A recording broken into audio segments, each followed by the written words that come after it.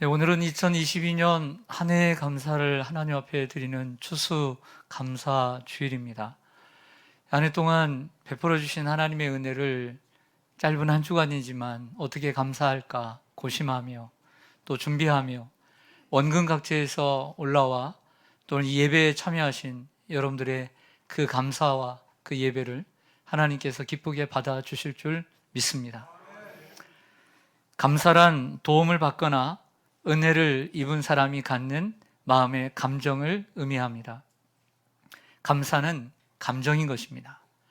그래서 마음에 감사가 없이 감사하는 것은 헛된 감사입니다. 그러나 우리가 이 감정을, 그래서 더욱더 감정을 잘 다스리는 법을 배워야 합니다. 어떻게 보면 우리의 인생의 성공과 실패도 감정 싸움이 아니겠습니까? 어떤 감정을 가지고 살아가느냐, 대단히 중요한 것입니다. 우리가 감정을 잘 유지하지 못해 감사하지 못하고 원망하고 불평하며 짜증내며 살 때가 얼마나 많았습니까? 그리고 우리는 그 이유를 나 자신에게서 찾지 못하고 그 이유를 다른 사람과 그리고 환경에서 찾지 않았습니까? 엊그저께 지난주 금요일 뉴스에서 이런 뉴스를 들었습니다. 우리 이 금천구 근처에 있는 동네인데요, 인근 지역인데 40대의 한 가장이 40대의 아내와 그리고 10대의 두 아들을 살해한 사건이었습니다. 그 40대의 가장은 2년 전에 회사를 그만두고 별다른 직업 없이 지냈다고 합니다. 그러면서 저쯤 아내와 말다툼이 잦아지고 그리고 가정 불화가 심해지는 와중에 계기가 그 사람의 얘기예요. 첫째 아들이 아빠의 허락도 없이 슬리퍼가 좋았는지 슬리퍼를 신고 나갔다는 거예요. 그래서 기분이 상해서 가족들을 살해할 마음을 갖고 CCTV 동선이 없는 지역을 통해서 와서 그 가족을 죽이고 그리고 나가서 게임을 그 오락실에서 2시간 정도 하고 밤 11시 늦게 돌아와서 봤더니 죽어 있더라는 거죠. 그래서 신고를 했다는 거예요. 어이없는 사건이고 흉악한 범죄이지만 이것은 현실입니다. 저는 이런 바람을 가졌습니다. 우리 성도님 가정에는 이러한 일이 없었으면 좋겠다. 감사처럼 인간의 삶을 선순환으로 바꾸는 아름다운 태도는 없습니다. 우리 인간이 뭐 아름답습니까? 우리 인간의 마음속에 선한 것이 무엇이 있습니까? 없습니다. 성경은 우리 인간이 선한 것이 없다라고 분명히 말씀하고 있습니다. 감사할 줄 아는 것이야말로 인생 자체를 선순환으로 만들고 악순환의 고리를 끊는 능력이 되는 거예요. 저는 감히 이런 생각을 해보았습니다. 엊그저께 접한 이 40대, 이 가장, 그 가족을 살해한 이 가정은 제가 생각하기에 감사가 없는 가정이었다. 이런 판단을 내립니다. 아내의 입장에서 2년 동안 실직한 이 남편이 술을 마시면서 그리고 가정일도 돌보지 못하고 청소도 제대로 하지 않고 자녀들을 옆에서 잘 케어라도 해야 되는데 그것도 못하는 그런 남편에 대하여 불만을 가졌습니다. 그리고 남편은 자신을 대신해 가정 살림을 위해서 경제를 책임지는 아내에 대하여 고마운 마음보다는 늘 자신에 대해서 짜증내고 그리고 화를 내는 그 말과 그 아내의 태도에 대하여 불만을 가졌습니다. 또한 자녀들은 이러한 아빠의 마음을 이해하지 못하고 아빠는 뭐 해? 아빠는 나가서 일을 하고 해야지 왜 엄마만 이렇게 일을 하고 아빠는 뭐 하는 거야? 하며 짜증내고 있었을지 모릅니다. 저는 감히 판단할 수 있는 것은 이 가정은 감사가 없었다.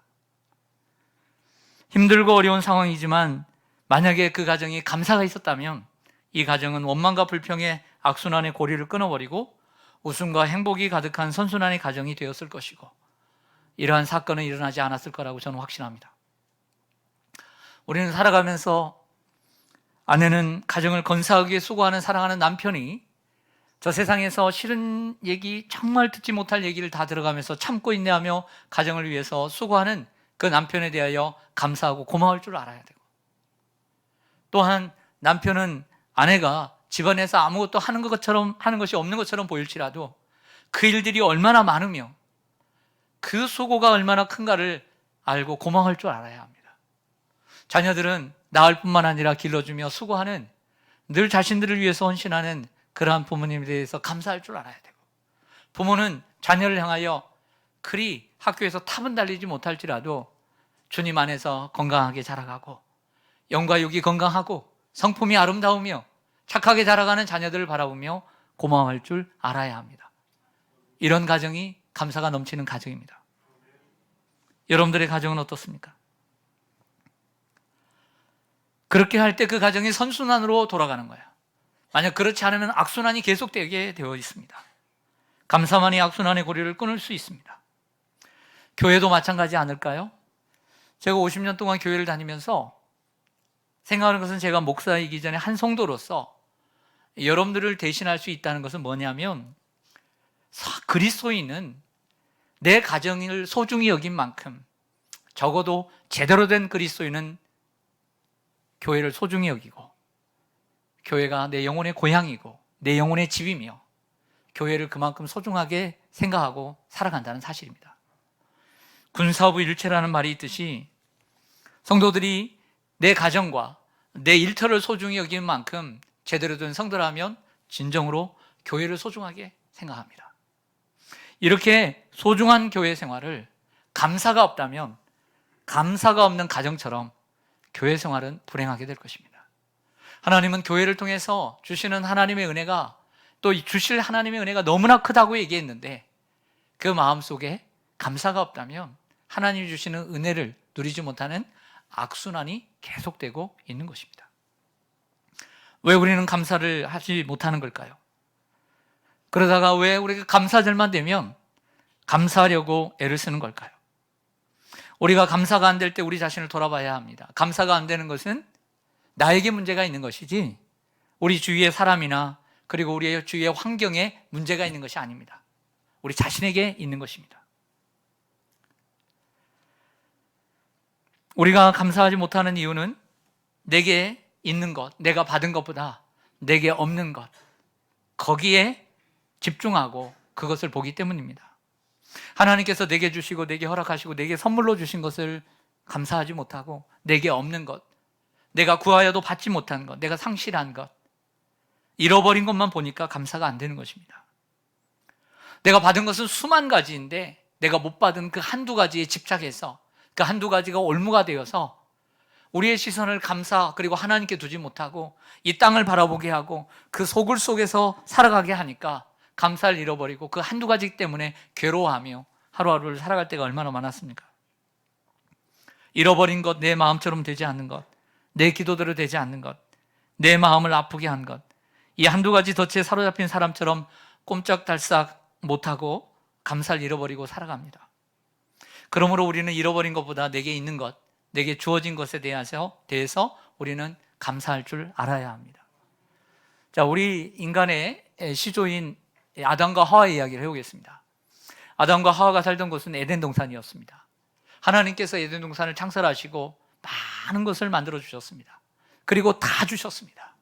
다 허락하셨습니다. 다만 동산 중앙에 있는 선과 악을 알게 하는 나무의 열매만큼은 먹지 말라. 먹는 날에는 죽으리라. 단 한 가지를 제한하셨습니다. 그런데 그들이 무엇 때문에 걸려 넘어졌냐? 그 한 가지 때문에 걸려 넘어진 거예요. 하나님이 주신 것은 수만 가지인데 그 수만 가지에 대한 감사는 하지 못하고, 하지 못하는 내게 없는 것, 먹을 수 없는 것, 쉴 수 없는 것, 누릴 수 없는 그 한 가지 때문에 넘어진 거죠. 사단은 찾아옵니다. 찾아와서 아담과 하와에게 뭐라고 얘기하냐면, 하나님이 주신 것을 봐라 라고 얘기하지 않습니다. 너에게 없는 것을 봐라 하면서 하나님과 이간질을 시킵니다. 사단은 항상 우리들의 마음속에 찾아오시고 그리고 순간순간 찾아와서 우리에게 있는 것, 하나님이 주신 것, 은혜를 보다는 없는 것을 자꾸 바라보게 하는 게 사단이에요. 그래서 그 말을 듣고 하나님을 오해하기 시작합니다. 들어보니까 하나님이 너무 서운해. 하나님이 어떻게 그럴 수가 있어? 라고 하면서 자신의 자리와 이치를 잃어버리고 결국에는 하나님을 반역하게 됩니다. 그래서 하나님과 떨어지게 되는 거죠. 그래서 낙원을 잃어버리게 되었습니다. 행복을 잃어버린 것입니다. 우리도 마찬가지입니다. 사탄이 아담과 하와에게 찾아왔던 것처럼 그 사탄은 우리에게 항상 찾아옵니다. 찾아와 가지고 우리에게 있는 것, 가지고 있는 것을 얘기하지 않아요. 항상 없는 것. 남들에게 있는데 너는 없지 않느냐, 이렇게 얘기합니다. 근데 여러분들, 우리가 사단의 전략을 더 깊이 알아야 돼요. 사단은 단지 우리가 너 오늘 감사 없이 살아라, 이게 목적이 아니에요. 너 오늘 불행하게 살아라, 이게 목적이 아니에요. 사단이 얼마나 똑똑한지 몰라요. 이놈이 대단히 똑똑해요. 그의 목적은 아담과 하와를 통해서 보여준 것듯이 단순히 그거에 대한 불만을 갖는 것이 아니라 하나님과의 관계를 단절시키는 데 목적이 있는 거예요. 오늘 거룩한 주일, 추수감사주일에 이렇게 생각합니다. 우리는 하나님께 받은 게 너무 많습니다. 정말 나 같은 죄인을 선택해 주셔서 구원받게 하시고 하나님의 자녀 삼아주시고 그 하나님을 내 아버지로 모시고 우리는 살아갑니다. 우리는 구원받은 하나님의 자녀입니다. 근데 사탄은 거기에 대해서 언급하지 않습니다. 뭐라고 얘기하냐면, 이 좋은 날씨에 좀 더 추워지는데 어서 못한 단풍 구경도 하고 저 좋은 카페가 있다는 데 가서 엔조이 하소. 그거 세상 사람들처럼 우리가 누리지 못한 것에 대해서 자꾸 얘기합니다. 우리 파고 들어오는 거죠. 요즘 이 시대의 트렌드가 무엇입니까? 카페입니다. 좋은 거 보고 누리는 거.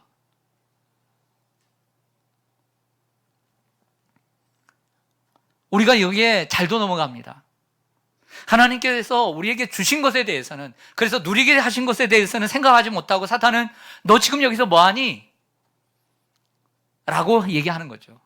그러면 그러네, 그러면서 넘어가는 것입니다. 여러분이 가진 것을 생각해 보세요. 많지 않습니까? 전에 비해서 감사하시기 바랍니다. 여러분의 가정을 생각해 보세요. 없는 것보다 있는 게 많지 않습니까? 감사하시기 바랍니다. 그리고 여러분의 교회를 생각해 보세요. 그렇게 불평거리가 많습니까? 교회 안에? 교회 생활하는 가운데? 불평할 수 있죠. 그러나 그렇게 불평거리밖에 없습니까? 감사거리가 훨씬 많지 않습니까? 감사하시기 바랍니다.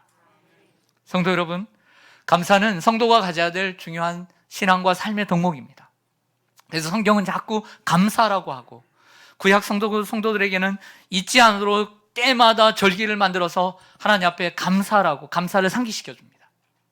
신약에서는 항상 감사할 수 있도록, 범사에 감사하도록 말씀합니다. 왜냐하면 우리는 감사가 없을 때 사단에게 넘어가게 되죠. 그리고 사단의 그 도구로 쓰임받기 때문입니다.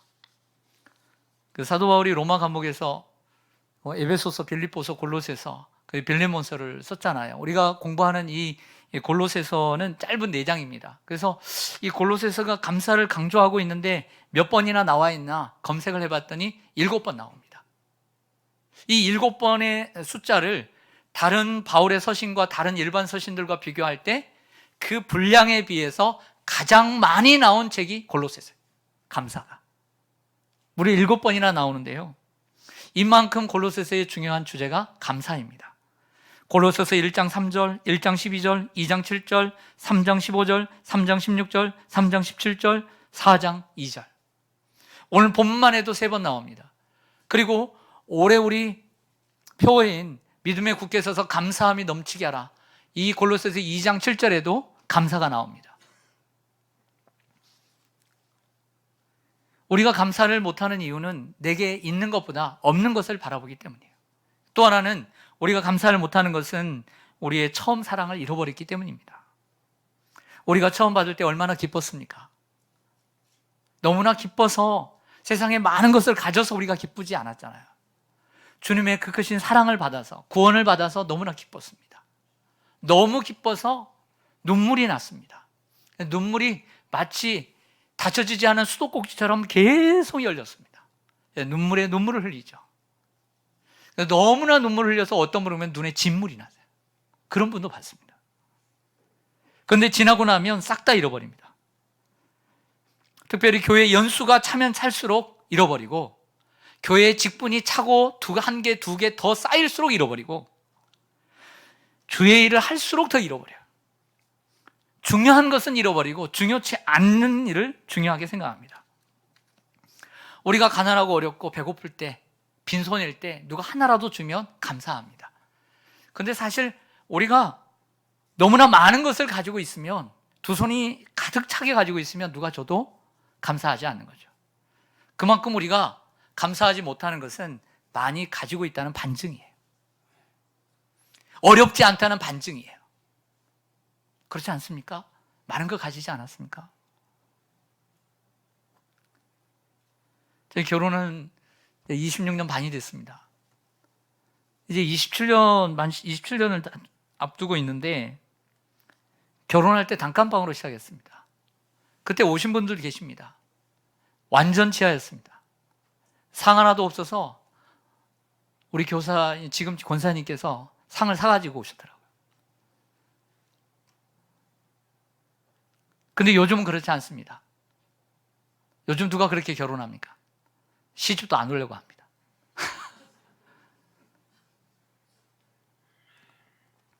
근데 지금은 방이 2개, 3개, 어떤 집은 방이 4개인데도 감사가 없습니다. 처음 마음을 잃어버렸기 때문이에요. 집이 작아도 사랑이 있어서 행복했습니다. 남들이 부럽지 않았습니다. 그 지하방에서 큰아들을 낳고 그 지하방에 공기 좋지 않은 곳에서 큰아들을 키워도 기쁘기가 한이 없었습니다. 그런데 살다 보니까 처음 사랑은 사라지고 집만 커졌습니다. 그러니 감사가 사라지게 되죠. 사람은 초심을 잃어버리면 안 됩니다. 여러분들 최강야구라고 보십니까? 우리 남자분들 좀 반응 좀 해줘. 최강야구 보세요? 네, 그렇죠. 최강야구 인기 짱인데 그걸 안 보면 안 되죠. 최강야구에 그런 얘기를 하더라고요. 그 레전드들이 나와서 이제 이승엽 감독이 해서 이제 이렇게 야구들을 해가는데, 많이 승을 쌓았는데 몇 패를 계속 연패를 하니까 딱 그 얘기를 하잖아요. 우리 초심으로 돌아가자. 뭉쳐야 찬다도 그러잖아요. 뭉쳐야 찬다 2에도 오면 계속 실패를 하니까 우리 초심으로 돌아가자. 초심으로 돌아가니까 잘하더라고요. 우리가 초심을 자주 잊어버려요. 그러니까 감사를 못합니다. 근데 우리 성도들에게 초심이 뭔지 아세요? 은혜예요. 은혜. 성도는 은혜를 먹고 커야 됩니다. 은혜가 없으면 성도가 아닙니다. 왜냐하면 우리 마음속에는 선한 것이 없다고 말씀드렸잖아요. 그래서 선한 것이 없기 때문에 은혜가 없으면 내 속에 악한 것들만 넘쳐나는 거예요. 목사도 그럴 수 있어요. 은혜가 없으면. 항상 은혜를 구해야 돼요. 그래서 내가 인간의 혈기가 자꾸 나오면 내가 왜 이러지? 은혜가 없다. 그리고 올 스톱해야 돼요. 은혜를 받아야 돼요. 성령의 충만함을 받아야 돼요. 사역은 열심히 하는데 날마다 분만 품고 화만 나고 그리고 짜증만 나고 그러면서 교회는 휘짓고 다니고, 그럼 올 스톱해야 돼요. 은혜부터 받아야 돼요. 감사가 없으면 내가 은혜를 잃었구나, 내가 믿음을 잃었구나 생각하고 초심을 가져야 합니다. 우리가 사랑하는 예수님은 이 세상에 계실 때 늘 감사가 넘치는 분이셨습니다. 그 고통스러운 상황 가운데서, 그 절박한 상황 가운데서도 늘 감사를 멈추지 않았어요. 하늘을 향하여 감사하고, 사랑하는 나사로가 죽었지만 하늘을 향하여 감사하고 그 무덤을 향하여 나사로라 나오라, 이렇게 말씀하셨습니다. 수많은 사람들이 들판에 나와 복음을 듣고 점심때가 지나고 황혼이 다가오는데 먹을 게 없습니다. 그래서 얘들아, 먹을 게 뭐 없니? 라고 했더니 고작 소년의 도시락 1개, 보리떡 5개, 물고기 2무리, 이 한자를 오병이어라고 하죠. 떡병자에 물고기였자. 그래서 오병이어를 가져왔는데 우리 사람 같으면 이것밖에 없다고 불평할 수 있잖아요. 근데 예수님은 그것을 들어 하나님께 감사드리고 축사하시며 떼어 제자들에게 나눠주셨어요. 우리가 지난주에는 코로나 때문에 못한 주님의 살과 피를 기념하는 성찬식을 3년 만에 거행했습니다. 우리가 배웠듯이 예수님은 하나님의 아들이시만 우리가 똑같은 머리부터 발끝까지 육체를 가지고 있어요. 바늘알을 찌르면 똑같이 아프셔요. 감기가 걸리면 아프고요, 몸살이 걸리면 아픕니다. 마음도 똑같습니다. 그런데요, 더더욱 가장 곁에 있던 사람은 은 30냥에 눈이 멀어 예수님을 팔았습니다. 또 나는 배반하지 않겠다라고 했던 한 명의 제자도 3번이나 부인하고 맹세했습니다. 그 와중에서도 예수님과 마지막 저녁 식사에 떡을 들어 축사하시고 떼어 제자들에게 주시고 잔을 들어 제자들 하나님께 감사 기도를 드리고 제자들에게 나눠주셨습니다. 늘 감사가 넘치셨습니다. 사도 바울은 감옥에서 성도들 향해 그 하나님께 감사하고 그리고 성도들에게 항상 감사할 것을 권했습니다. 믿음이 있는 사람은 감사를 잃어버리지 않습니다. 이처럼 감사의 깊이가 신앙의 깊이입니다. 감사를 어느 정도 하느냐가 우리의 신앙의 척도인 것입니다. 몇 해 전에 우리 둘째가 중학생 때인가, 이제 큰애가 이제 고등학생으로 좀 바쁘고 그래서 그런지 이제 여름 휴가를 이제 둘째 아들하고 이제 갔어요. 그래서 담양에 그 대나무 있는 곳에서 하룻밤 자고 그러다가 이제 여수로 내려갔습니다. 근데 이게 우리 계획들이 있었죠. 그 여수에 내려가서 어디를 들리기로 했냐면 애양원을 들리기로 했습니다. 그래서 그 손양원 목사님께서 그 나환자들, 한센병 환자들을 돌보고 치료했던 그 애양원 교회를 들려서 예배를 거기에 들려서 기도하고 이게 튜빙 돌아가면 거기 아래 손양원 목사님 기념관이 있어요. 선교자 기념관. 거기에 들려서 쭉 보고서 그리고 이렇게 언덕배기로 나와서 들판으로 이렇게 조금 언덕 위로 나가면 손양원 목사님과 그 두 아들의 묘가 거기에 있습니다. 여러분도 자녀들이 있으면 한번 다녀오시기 바랍니다. 휴가 때. 그런데 이 1948년 10월 27일 여순 반란 사건으로 인해 사랑하는 아들 두 아들 이 동인이와 동신이가 죽게 됩니다. 부흥의 인도 중이었는데 이 두 아들의 장례를 치르면서 송 목사님이 이 성도들에게 한 인사말이 거기 기념관에 이렇게 쓰여 있습니다. 제가 이 시간에 무슨 답사를 하고 무슨 인사를 하겠습니까마는 그래도 하나님 앞에 감사하는 마음이 있어 몇 말씀 드립니다. 첫째, 나 같은 죄인의 혈통에서 순교의 자식들이 나오게 하셨으니 하나님 감사합니다. 둘째, 허다한 많은 성도들 중에 어찌 이런 보배들을 주께서 하필 내게 주셨는지 하나님 감사합니다. 셋째, 삼남 삼녀 중에서도 가장 아름다운 두 아들 장자와 차자를 바치게 된 나의 축복을 하나님 감사합니다. 넷째, 한 아들의 순교도 귀하다 하거늘 하물며 두 아들의 순교일이요 하나님 감사합니다. 다섯째, 예수 믿다가 누워 죽는 것도 큰 복이라 하거늘 하물며 전도하다 총살 순교 당함이리요 하나님 감사합니다. 여섯째, 미국 유학 가려고 준비했는데 미국보다 더 좋은 천국 가게 하시니 내 마음 안심되어 하나님 감사합니다. 일곱째, 나의 사랑하는 두 아들을 총살한 원수를 회개시켜 내 아들 삼고자 하는 마음 주셔서 하나님 감사합니다. 여덟째, 내 두 아들의 순교로 말미암아 무수한 천국의 아들들이 생길 것이 믿어지니 우리 하나님 감사합니다. 아홉째, 이 같은 역경 중에서도 이상 8가지 진리와 하나님 사랑을 찾는 기쁜 마음, 여유 있는 믿음 주신 우리 주 예수 그리스도께 감사합니다. 10번째, 이렇듯 과분한 축복 누리게 되는 것을 감사합니다. 이것이 손양호 목사님의 10대 감사입니다. 장례 예배는 눈물바다가 되었습니다. 하지만 손 목사님은 슬퍼하기보다 영광일세, 영광일세, 내가 누릴 영광일세 하고 찬송을 힘차게 불렀습니다.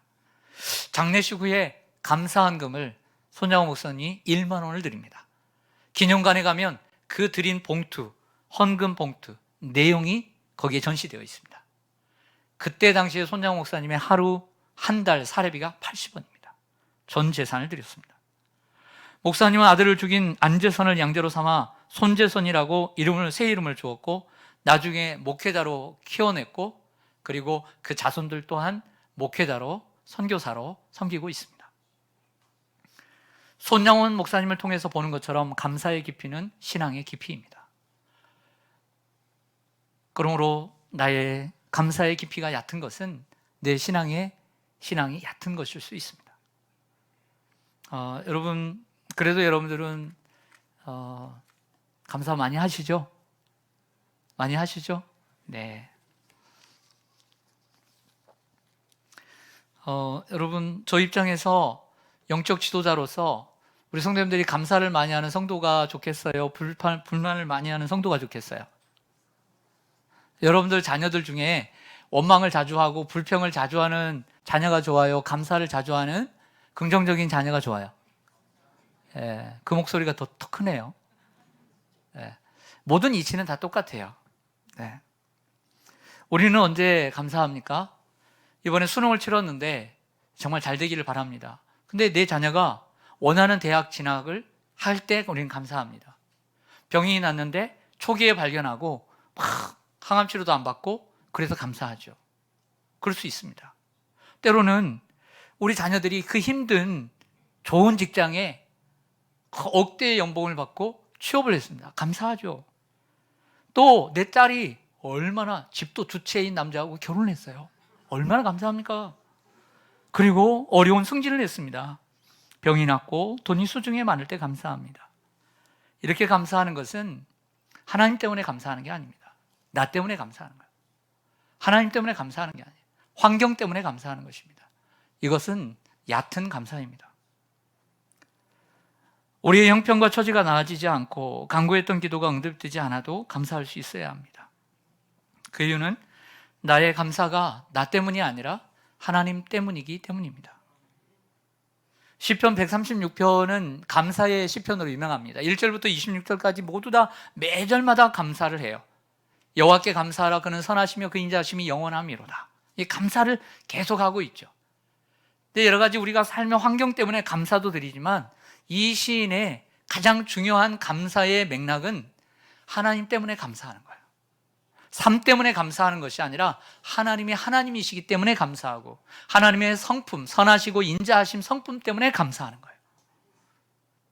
왜 이게 중요하냐? 이 맥락과 이 핵심과 이 중심이 없으면 우리는 환경 따라 감사하는 사람이 되고 말기 때문이죠.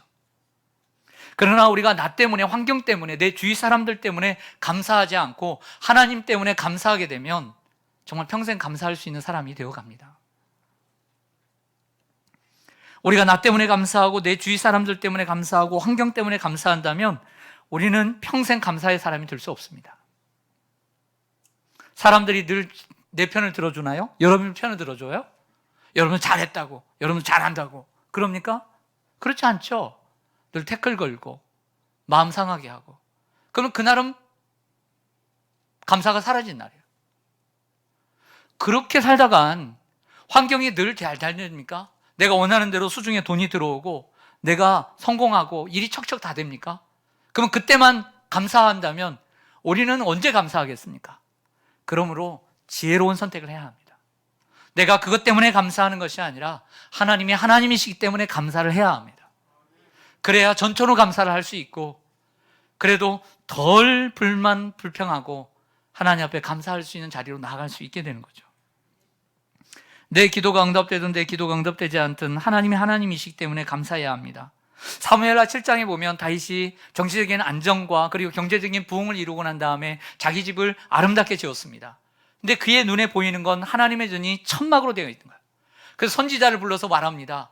내 집은 백향목궁에서 이렇게 10년 넘게 지었는데 하나님의 집은 아직도 천막이 있도다. 와, 놀라운 것이죠. 놀라운 발견입니다. 근데 지난 1446년부터, 주전부터 이 930년까지 결과적으로 500년 동안 하나님의 집이 천막에 있다는 말을 한 사람이 한 명도 없어요. 그것을 발견했다는 것이 더 큰 감격이죠. 놀라운 것입니다. 그러나 다윗은 성전 건축을 해드리기를 원했지만 피를 너무 많이 흘려가지고 뭐라고 그랬어요? 못하는 거죠. 거절하신 것도 감사해요. 비록 거절하셨지만 그 거절로 인해서 다윗 왕조가 복을 받게 되고 대대로 왕위에 오르게 되는 축복을 받게 되었습니다. 바울은 자신의 고질병이 낫기를 기도했지만 낫지 않았습니다. 그래도 하나님께 감사했습니다. 바울은 삼중천을 보았습니다. 그리고 사람들이 병을 낫게 했습니다. 사람들은 이 바울이 찬 이 옆에 찬 이 앞치마 하나도 조금이라도 만지기를 원했어요. 그래서 그 앞치마를 만지니까 병이 나았어요. 이런 바울이 자기의 병을 못 고치는 거예요. 그 고질병을 위해서 특별 기도, 작정 기도를 3번이나 했는데도 안 나은 거예요. 하지만 그 안 나은 것에 대하여 뭐라고 얘기합니까? 그래도 감사합니다. 내가 약할 그때 하나님이 강하셔서 감사합니다. 하나님이 하나님으로 인정되어지고 하나님이 영광 받으시면 그걸 족합니다. 내 은혜가 내게 족합니다. 이 말은 감사했다는 거 아니에요.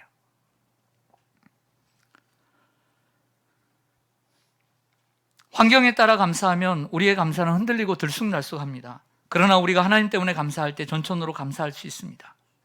우리가 기분과 감정에 따라서 우리가 감사할 수 있다면 우리는 평생 감사하지 못합니다. 그러므로 우리는 하나님으로 인해 감사하며 살아야 될 줄로 믿습니다.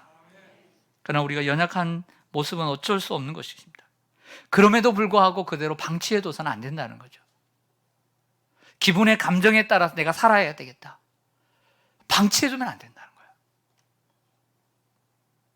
그래서 오늘 본문 골로새서 3장 15절과 16절에서 이렇게 말합니다. 그리스도의 평강이 너희 마음을 주장하게 하고 그리스도의 말씀이 너희 삶 속에 풍성히 가도록 하라 라고 얘기합니다. 이 두 가지를 잠깐 설명하겠습니다. 예수님은 골로새서 앞에서도 설명했지만 2장에서 그 설명을 많이 했습니다. 예수님이 이 땅에 오신 것은 하나님과 우리 사이에 막혀져 있는 이 죄로 인한 담을 헐기 위해서, 그래서 예수님이 십자가에 죽으셔서 죄의 문제를 해결하시고 십자가의 피로 이 담을 허무셨습니다. 그래서 하나님과 우리가 화평을 누리게 되고 화목하게 되었습니다. 예수님이 주시는 평안은 세상에 주는 평안과 같지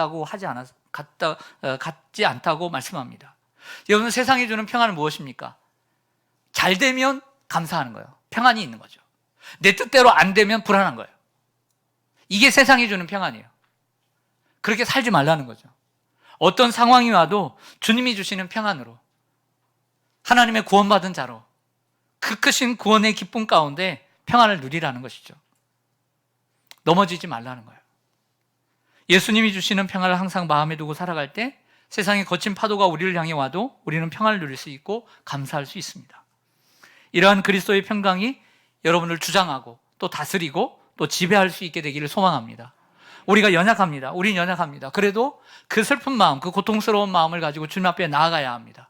상실한 마음을 그대로 둔 채 하루를 마무리하지 말고 그 순간 내 모습 이대로 주 봐도옵소서, 날 위해 돌아가신 주 날 봐도옵소서, 내가 지금 마음이 이렇습니다 라고 고백할 때 하나님이 오셔서 여러분들의 마음을 만져주세요.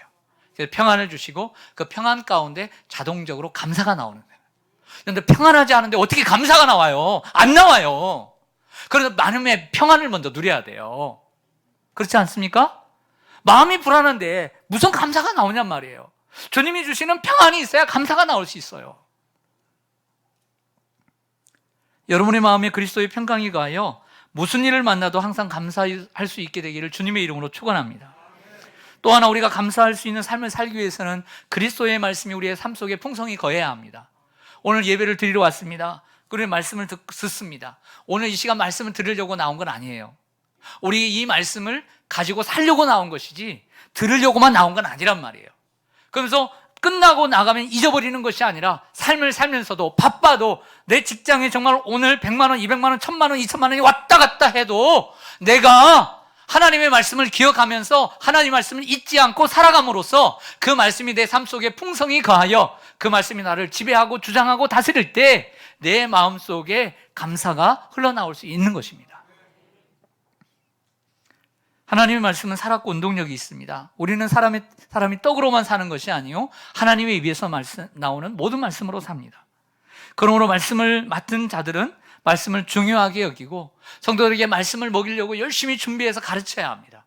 또한 말씀을 듣는 여러분 청중은 그 말씀을 잘 귀담아 들을 줄 알아야 되고 말씀을 잘 배우며 그 말씀이 내 말씀이 될 수 있도록 그러한 마음 자세를 늘 가지고 있어야 합니다. 그리고 말씀을 배우기를 게을리하지 말아야 합니다. 우리는 언제나 삶의 목표인 표준인 말씀으로 돌아가야 합니다. 사실은 우리는, 저도 그렇습니다. 어떤 환경과 어떤 문제가 일어나면 마음부터 흔들립니다. 감사했던 마음은 언젠가 마치 연기가 사라지듯이 감사하는 마음이 사라져버려요. 그러니까 불안하고 짜증나고 불평하게 됩니다. 이런 환경 때문에 흔들릴 때 우리는 어디로 돌아가야 되냐? 말씀으로 돌아가야 돼요. 말씀이 그렇게 말씀하고 있지. 하나님의 말씀으로 돌아가야 됩니다.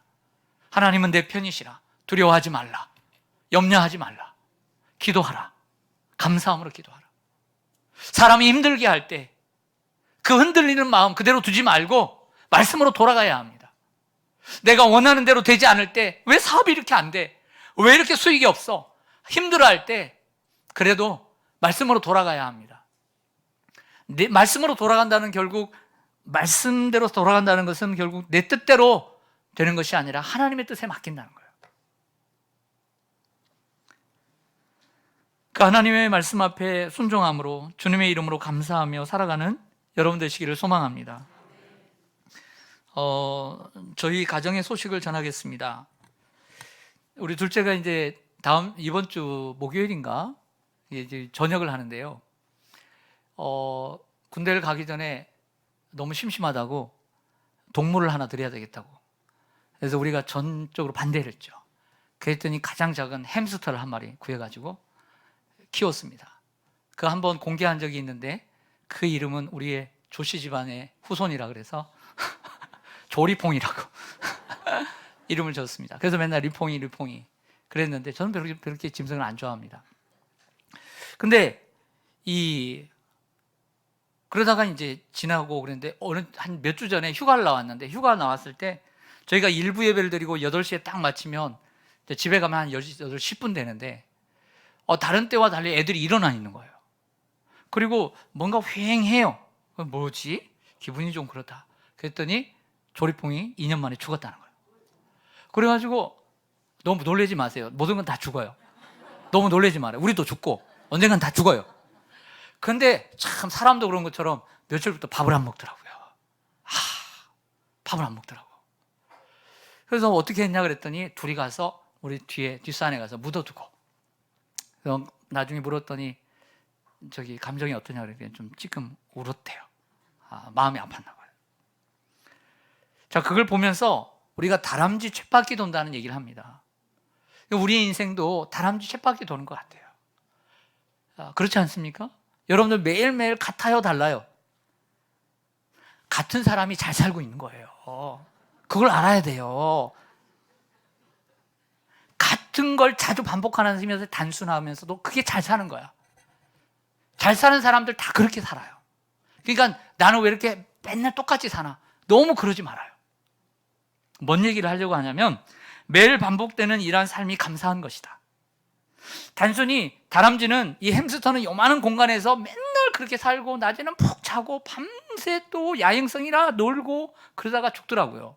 근데 우리는 좀 더 다양하고 그리고 삶의 영역이 넓을 뿐이에요. 제가 이런 걸 깨달았습니다.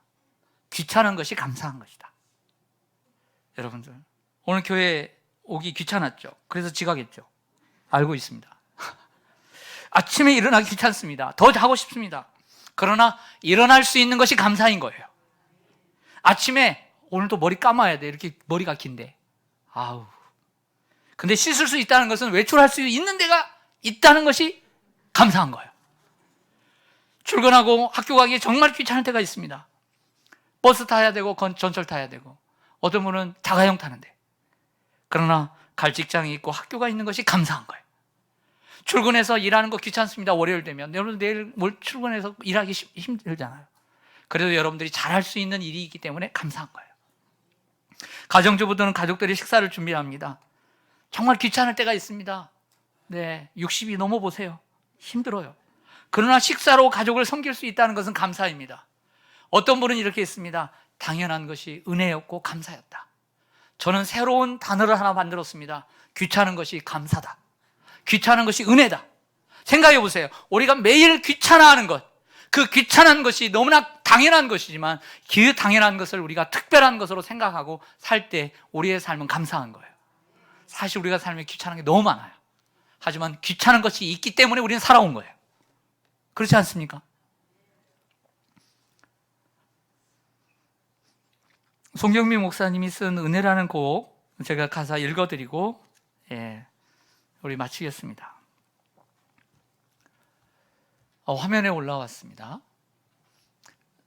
내가 누려왔던 모든 것들이, 내가 지나왔던 모든 시간이, 내가 걸어왔던 모든 순간이 당연한 것 아니라 은혜였어. 아침 해가 뜨고 저녁에 노을, 봄의 꽃향기와 가을의 열매, 변하는 계절의 모든 순간이 당연한 것 아니라 은혜였어. 모든 것이 은혜, 은혜, 은혜, 한없는 은혜. 내 삶에 당연한 건 하나도 없었던 것을 모든 것이 은혜, 은혜였어. 내가 이 땅에 태어나 사는 것, 어린아이 시절과 지금까지 숨을 쉬며 살며 꿈을 꾸는 삶, 당연한 것 아니라 은혜였어. 내가 하나님의 자녀로 살며 오늘 찬양하고 예배하는 삶, 복음을 전할 수 있는 축복이 당연한 것 아니라 은혜였어. 모든 것이 은혜, 은혜, 은혜, 한없는 은혜. 내 삶에 당연한 건 하나도 없었던 것을 모든 것이 은혜, 은혜였어. 여러분, 당연한 것이 정말 은혜입니다. 제가 목회 칼럼에 쓴 것처럼 우리는 당연한 것 때문에 살아오는 거예요. 공기를 마시면서도 공기의 소중함을 우리 모릅니다. 물을 마시면서도 물의 소중함을 모릅니다. 하지만 그 공기 때문에 우리가 살아왔고 그 물 때문에 우리는 살아온 것입니다. 매일매일 반복되는 것이 귀찮고 너무나 당연한 것이지만 그 당연한 것 때문에 우리는 살아왔습니다. 그런데 우리 사람은 우리 속에 선한 것이 없기 때문에 자주 반복되어지고 귀찮고 당연한 것, 감사를 모릅니다. 너무 익숙하니까, 너무 반복되니까. 그 소중함을 처음에는 알았는데 모릅니다. 그러나 그 처음을 다시 회복하는 것이 감사입니다. 우리는 감사를 많이 못하고 살아왔습니다. 그러나 하나님께서 우리에게 감사를 주신 것, 감사절을 주시는 것은 더 이상 잘못된 길로 가지 말고 감사의 삶을, 노선을 바꾸라고 우리를 부르신 줄로 믿습니다. 오늘 이 반주회를 잠깐 맞추면서 반주회에 맞춰 우리 함께 기도하겠습니다.